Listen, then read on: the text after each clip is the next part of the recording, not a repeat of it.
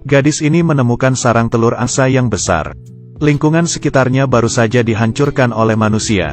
Angsa yang mati pun mati, dan yang kabur pun kabur. Sang gadis dengan cepat mencari kantong kain, dan memasukkan telur angsa itu dengan hati-hati. Lalu membawanya pulang ke rumah. Tapi bukan untuk digoreng. Sang gadis membungkus telurnya dengan baju, lalu memasukkannya ke dalam lemari. Di saat ayahnya sedang bekerja, dia diam-diam mengambil lampu ayahnya, lalu menyalakan lampu tersebut, dan meletakkannya di bawah lemari. Inkubator sederhana pun selesai dibuat. Melihat senyuman sang gadis, aku curiga kalau dia mau makan bebek bakar. Keesokannya di saat sang gadis sekolah, anak angsa itu akhirnya menetas dari telur. Di malam hari dia diam-diam pergi ke gudang, membuka lemari itu dan melihat makhluk yang sangat lucu. Dia pun semakin ingin memelihara mereka. Keluarganya dengan cepat menyadari bahwa si gadis itu menghilang. Lekas keluar rumah untuk mencarinya. Terakhir mereka menemukan dia di gudang dan sedang tidur. Di sekelilingnya dikelilingi oleh sekelompok anak angsa yang baru saja keluar dari inkubator. Sang ayah menyelimutinya dan bersiap untuk pergi. Tetapi sang gadis itu kebangun. Dia melihat ayahnya dengan penuh harapan, ingin memelihara mereka. Ayahnya tidak tega untuk menolaknya. Keesokan pagi, sang gadis memindahkan mereka ke dalam rumah, memberi mereka makan seperti ke anak bebek. Ayahnya turun lantai sebelum anaknya berangkat sekolah, dan dia mengingatkan ayahnya, berikan makan tiap 2 jam sekali. Ayah melihatnya meja yang penuh, hanya bisa mengiyakan anaknya. Seekor anak angsa itu pun mematuk jenggotnya. Tidak bisa apa-apa, sang ayah menemukan administrasi hewan. Setelah memperjelaskan situasinya, orang itu menyatakan bahwa itu agak repot, dan berkata setelah beberapa hari akan datang ke rumah untuk melihat. Sang gadis dan anak-anak angsa itu berinteraksi dengan sangat baik. Anak-anak angsa itu menganggap sang gadis sebagai mama, mengikutinya dari belakang.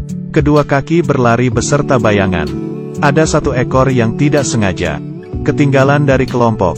Sang gadis membawa mereka bermain di rerumputan. Para anak angsa tetap mengikutinya dari belakang. Itu membuat sang ayah merasa aneh. Malam hari, petugas dari administrasi hewan datang ke rumah. Berkata memelihara angsa liar itu ilegal. Bila ingin memelihara mereka harus memotong sayapnya. Tidak boleh membiarkan mereka terbang. Dia berkata sambil memegang gunting kuku. Menangkap 1 ekor anak angsa, melebarkan sayapnya, dan dia bersiap menggunakan gunting kuku, memotong sayap anak angsa itu. Untungnya si gadis langsung bertindak. Ayah langsung membawa laki-laki itu keluar. Sang gadis juga langsung memeluk anak-anak angsanya, dan memindahkannya ke kamar mandi. Petugas itu masih tidak berhenti membuat keributan di depan rumah. Ayah pun langsung mengusirnya. Setelah itu dia langsung ke arah kamar mandi, meminta maaf ke anaknya dengan sabar. Dia juga tidak kepikiran akan menjadi seperti ini, dan berjanji tidak akan membiarkan anak-anak angsa itu terluka. Tetapi anaknya tetap saja tidak mau membukakan pintu. Di malam hari, anak angsa itu suka bermain di air. Dia langsung tidur di dalam bak mandi. Dan masih ada 1 ekor anak angsa lari ke atas kloset, dan terpeleset ke dalam air. Para anak angsa sayapnya mulai tumbuh. Setiap hari sang gadis selalu membawa mereka berlarian di rumput. Sang ayah setiap hari juga tidak diam. Ia mempelajari struktur tubuh angsa, beserta situasi terbang, menciptakan sebuah pesawat ringan. Dan prosesnya cepat sudah sampai ke tahap percobaan. Dia mencoba menyetir pesawat itu terbang ke langit.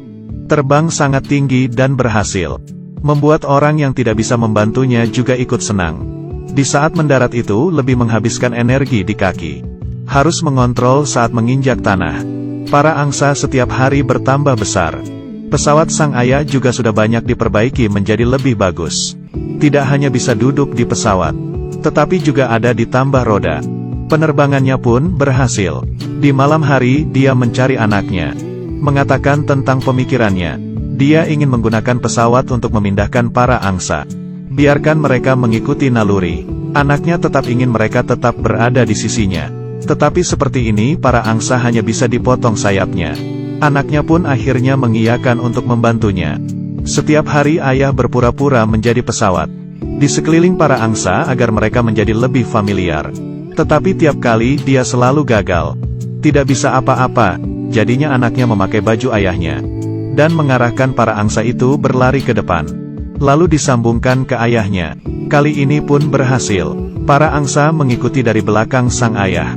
Akhirnya ayah pun bisa merasakannya. Bahagianya menjadi seorang ibu. Hubungan anak dan ayah ini juga ada kehangatan. Selanjutnya ayah datang lagi dengan membawa sesuatu yang berbentuk pesawat. Dan membiarkan para angsa latihan dan mengikutinya dari belakang. Selanjutnya dengan cara suara, membiarkan mereka agar terbiasa dengan suara mesin yang bergerak. Latihan ini sangat berhasil. Anak angsa pun akhirnya menjadi angsa dewasa. Di saat ayah menyetir pesawat, terbang ke langit, tidak ada seekor angsa pun yang mengikutinya. Sudah melewati beberapa percobaan. Mereka mengemudi di belakang. Semuanya gagal. Sang gadis curiga mungkin itu salahnya sendiri. Lalu mencari sebuah tempat untuk bersembunyi. Tetapi setelah tidak berapa lama, semua angsa datang ke sebelahnya. Ternyata para angsa hanya mengikutinya saja.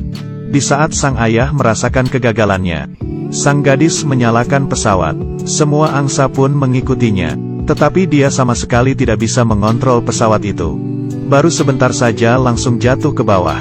Sang ayah berlari memeriksanya. Untung saja tidak terluka. Meskipun terbangnya gagal, tetapi dia sudah membuktikan ada satu cara yang bisa berhasil. Di malam hari sang ayah memutuskan untuk membuat satu pesawat lagi. Ayah ini sangatlah baik. Mengajari anaknya bagaimana cara mengontrol pesawat.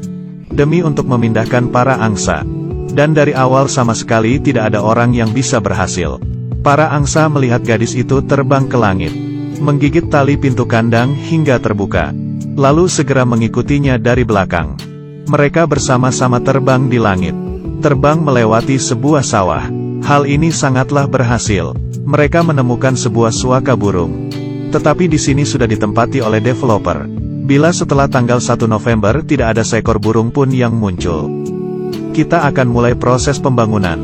Hal ini membuat mereka mendapatkan sebuah harapan. Perjalanan sejauh 300 km. Mereka sudah merencanakan rute mereka dahulu. Memutuskan untuk berangkat di tanggal 22. Sebelum berangkat masih tetap harus melatih para angsa. Tetapi di saat latihan, ada seekor angsa menabrak pesawat sang gadis dan jatuh ke dalam hutan. Dia membawa pulang terlebih dahulu para angsa yang lain. Di malam hari baru kembali lagi ke hutan untuk mencarinya.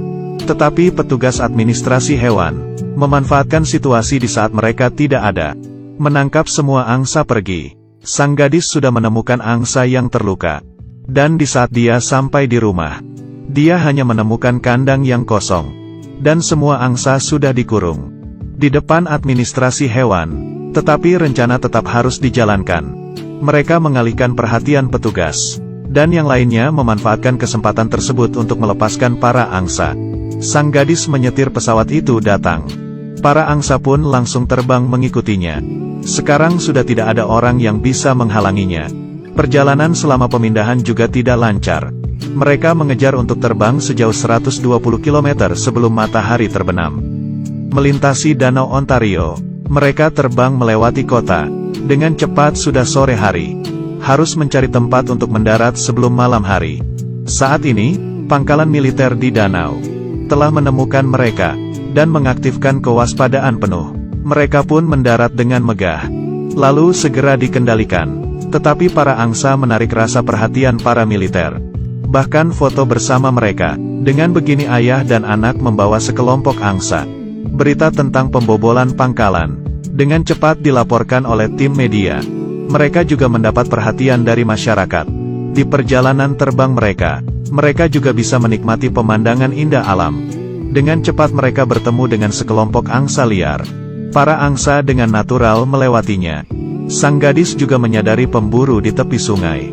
Di saat mereka menembak para angsa, sang gadis menyetir pesawatnya dan beristirahat di sini. Seorang wanita mengetahui tentang cerita mereka dan memberikan mereka bantuan. Keesokannya sang gadis memanggil para angsa. Mereka sudah mau berangkat lagi. Tetapi tidak berapa lama, di depan muncul kabut tebal. Mereka hampir menabrak gedung tinggi. Untungnya mereka berhasil kembali ke jalan yang benar. Dan para pecinta burung disuaka. Dengan developer melancarkan konfrontasi yang sengit. Dan sekarang jarak mereka ke tujuan hanya tinggal 20 km. Tetapi pesawat Sang Ai tiba-tiba muncul suara rusak, dan langsung jatuh ke sawah. Sang gadis dengan cepat mendarat dan pergi memeriksa. Untungnya bau ayahnya hanya terkilir. Tetapi perjalanan selanjutnya, hanya bisa bergantung kepada dia saja. Sang gadis terbang melewati kota kecil. Orang-orang di kota kecil itu melambaikan tangannya ke mereka. Pemandangan di sepanjang jalan tidak bisa mengecewakan orang.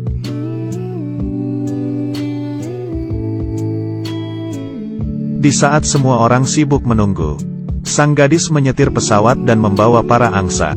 Semua orang langsung minggir memberikan mereka jalan. Kesempatan developer pun gagal. Para angsa langsung mendarat di danau. Di sini sudah menjadi rumah baru mereka. Film ini didasarkan pada kejadian nyata. Kita tidak bisa membayangkan tanpa adanya burung. Dunia ini akan menjadi seperti apa. Dan aku juga sungguh berharap, di langit biru yang sama, adalah rumah bagi manusia dan burung. Bukan hanya untuk manusia, tetapi juga untuk masa depan yang lebih baik.